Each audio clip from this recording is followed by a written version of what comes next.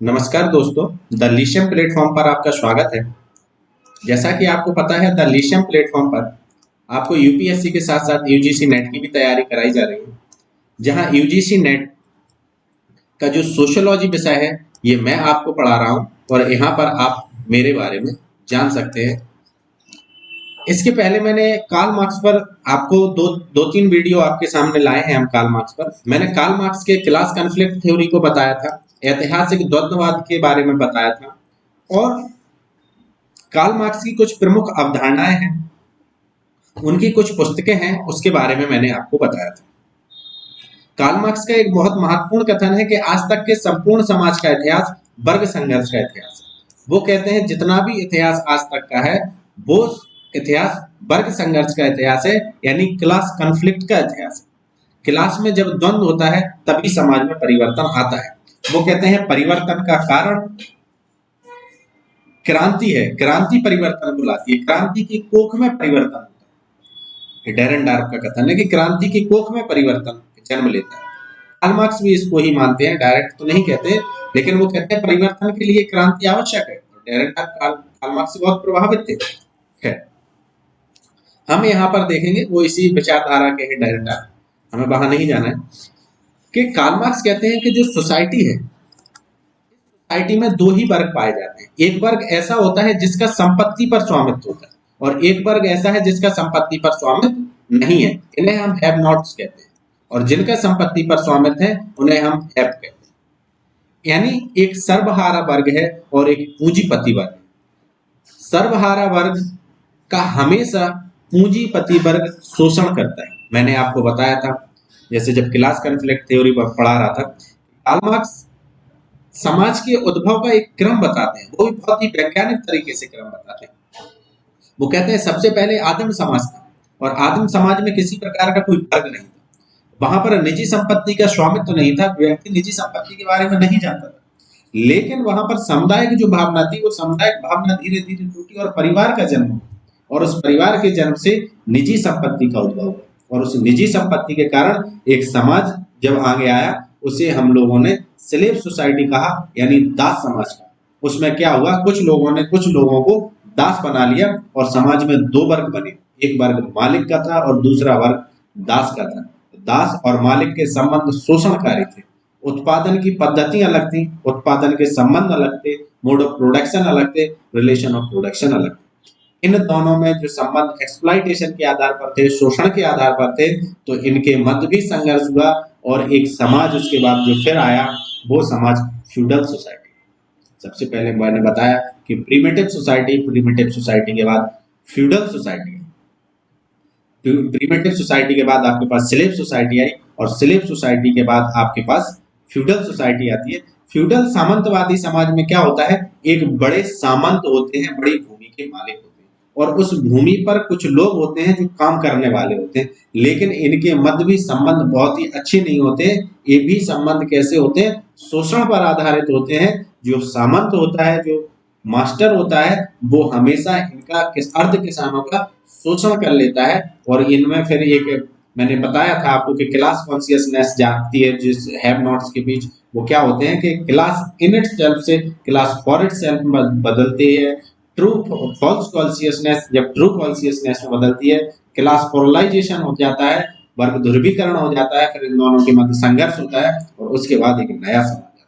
वो कहते हैं फ्यूडल सोसाइटी के बाद जो समाज में एक नया समाज आता है उसको हम कैपिटलिस्टिक सोसाइटी कहते हैं और कैपिटलिस्टिक सोसाइटी पूंजीवादी समाज पे कार्ल मार्क्स खूब लिखते हैं, क्योंकि उनका मेन जो लिखने का जो उद्देश्य था वो पूंजीवादी समाज पे और पूंजीवादी समाज को समझाने के लिए उन्होंने ये तीन अवस्थाएं पहले की बताई और घोषणा की कि पूंजीवादी समाज के बाद एक समाज और आ गया जिसे वो साम्यवादी समाज कहते हैं, समाजवादी कहते हैं, कि वहां पर किसी के लिए कोई वर्ग नहीं होगा, कोई वर्ग संघर्ष नहीं होगा, व्यक्ति को उसके अनुसार, उसकी योग्यता के अनुसार काम मिलेगा। तो जो पूंजीवादी समाज है उस समय कार्ल मार्क्स देख रहे थे कि पूंजीवादी समाज में उत्पादन होता था और उत्पादन लाभ के लिए होता था। उत्पादन लाभ के लिए होता था, उत्पादन समाज के लिए नहीं होता था। अधिकतम लाभ और अधिकतम लाभ का ही वहां पर मुख्य उद्देश्य था कि अधिक लाभ कमाया जाए किसी, क्योंकि पूंजीवादी जो विचारधारा होती है वो लाभ की ही बात करते हैं, वो मार्केट की ही बात करते हैं। लेकिन कार्ल मार्क्स चूंकि यूरोप के थे, और जब कार्ल मार्क्स यूरोप में थे उस समय पूंजीवाद अपने चरम पर था, कैपिटलिस्टिक अपने चरम पर था, और वो देख रहे थे कि पूंजीवाद में क्या हो रहा था कि पूंजीपति लोग, कैपिटलिस्टिक जो लोग हैं वो सर्वहारा बुर्जुआ का एक्सप्लॉइटेशन कर रहे हैं, शोषण कर रहे हैं, ये काम करते हैं, ये उनके कार्य का पूरा पैसा रख लेते हैं। यहाँ पर आता है सरप्लस, मैंने आपको बता दिया था सरप्लस पहले, अतिरिक्त मूल्य का सिद्धांत मैं पहले वाले वीडियो में बता चुका। तो यहाँ पर हमें ज्यादा नहीं जाना है, हमें आज चूंकि अलगाव पढ़ना है तो अलगाव के बारे में हम देखते हैं। कार्ल मार्क्स कहते हैं कि पूंजीवादी समाज में होता क्या है कि व्यक्ति को उसके इच्छा के अनुसार कार्य नहीं करने दिया जाता, व्यक्ति को एक मशीन के रूप में प्रयोग किया जाता है, व्यक्ति मशीन के पुर्जे की तरह कार्य करता है, उसे नियमित घंटे नहीं अधिकतम घंटों में कार्य करना। जब व्यक्ति ऐसा करता है तो उसका उस सिस्टम से, यानी जो उत्पादन की पद्धति है उस पद्धति से में उसका मन नहीं लगता है, और जब मन नहीं लगता है, उसकी अपने प्रणाली में मन नहीं लगता है, उसके साथ में कार्य करने वाले लोगों के साथ मन नहीं लगता है, और एक अवस्था ऐसी आती है कि उसका स्वयं के साथ मन नहीं लगता है, और वो ऐसे सिस्टम, ऐसी दुनिया से अपनी विरक्ति चाहता है, अपने आप को विमुख करना चाहता है, और इस अवस्था को जो कार्ल मार्क्स हैं वो अलगाव कहते हैं।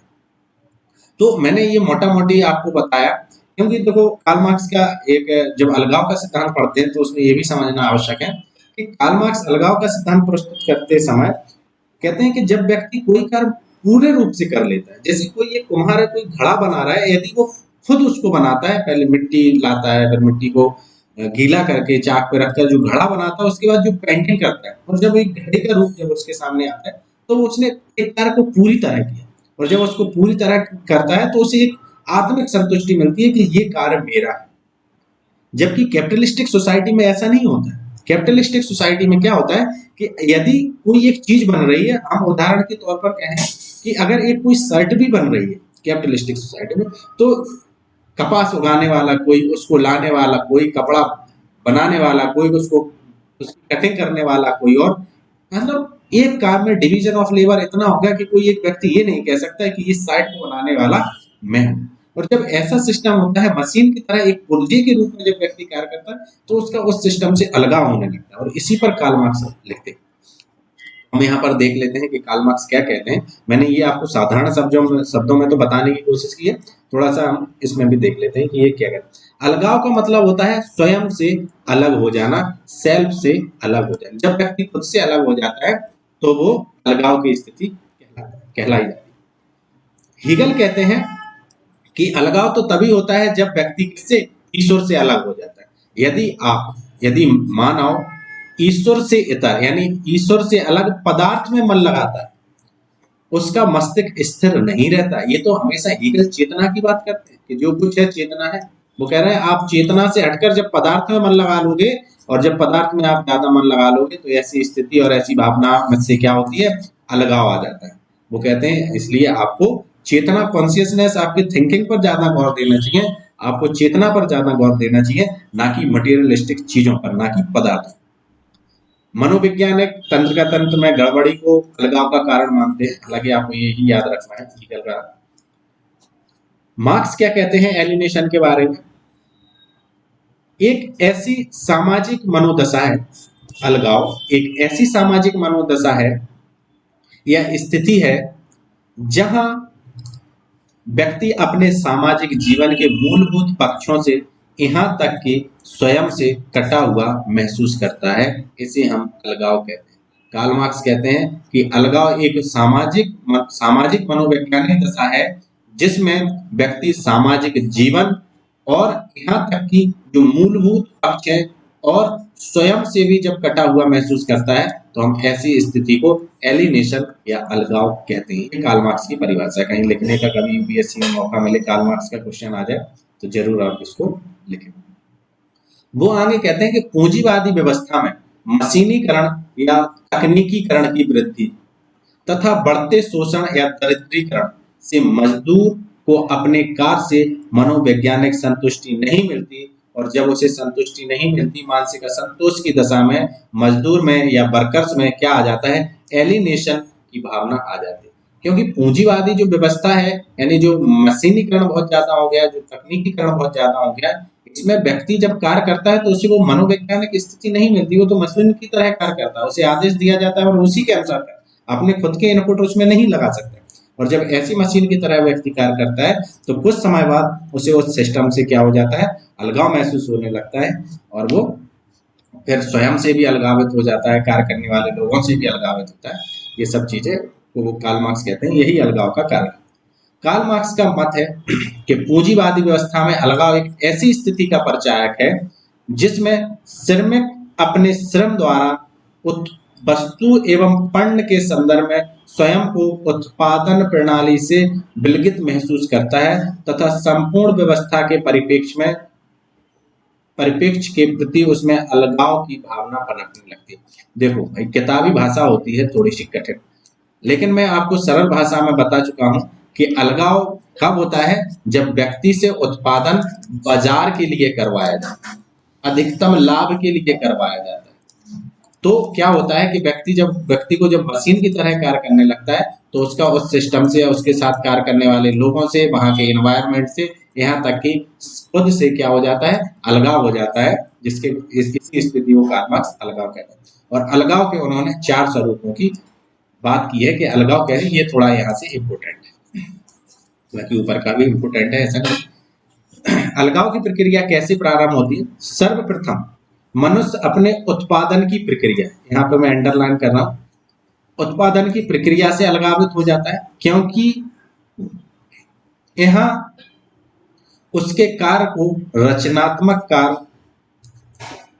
कार्य का संतोष नहीं मिलता। व्यक्ति का एक रचनात्मक कार्य है, जैसे मैं ये टीचिंग कर रहा हूँ, ये टीचिंग मेरी रचनात्मक क्रिएटिव वर्क है।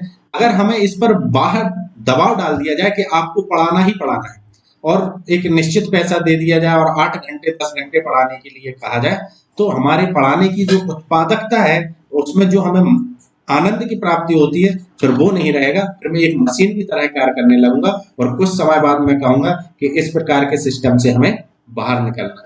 लेकिन पूंजीवादी जो सिस्टम होता है वो यही करता है कि व्यक्ति को मशीन की तरह कार्य करवाता है, तो व्यक्ति की क्या होती है, जो उसमें रचनात्मक जो क्षमता होती है व्यक्ति की, वो खत्म हो जाती है। और ऐसी स्थिति से फिर व्यक्ति में क्या आ जाता है, अलगाव आ जाता है, उत्पादन की प्रक्रिया से उसका मोह भंग हो जाता है। दूसरी अवस्था में वो कहते हैं कि उसकी जो प्रकृति है, उसका जो नेचर है, यानी मशीन पर कार्य करने के कारण उसका प्रकृति से संबंध टूट जाता है और वो आनंद नहीं ले पाता है, इसीलिए वह एलिनेशन का शिकार हो जाता है, यानी अलगाव का शिकार हो जाता है। तो कार्ल मार्क्स यहाँ क्या कह रहे हैं, सबसे पहले उत्पादन की प्रक्रिया से, और जब मशीनों पर अधिक कार्य करता है तो वो उसमें उसको आनंद नहीं मिलता है और उसमें अलगाव की भावना आ जाती है।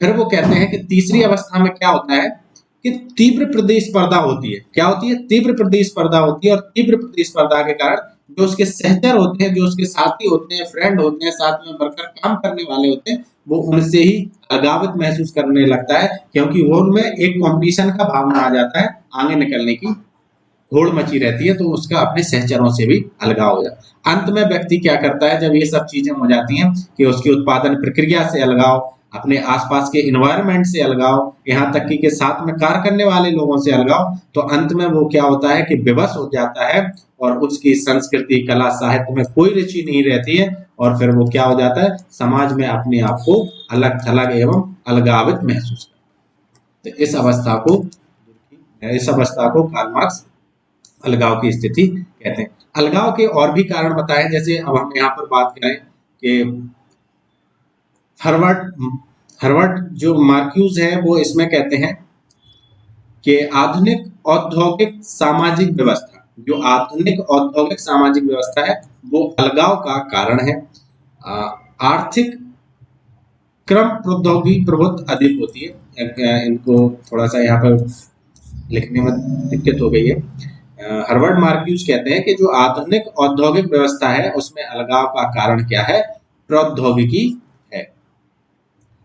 फिर कार्ल मार्क्स का तो हम पढ़ के ही आए हैं, वो अलगाव का कारण पूंजीवाद को मानते हैं कि पूंजीवादी जो सिस्टम है वो अलगाव का परिणाम उसका उसका परिणाम क्या है? अलगाव है।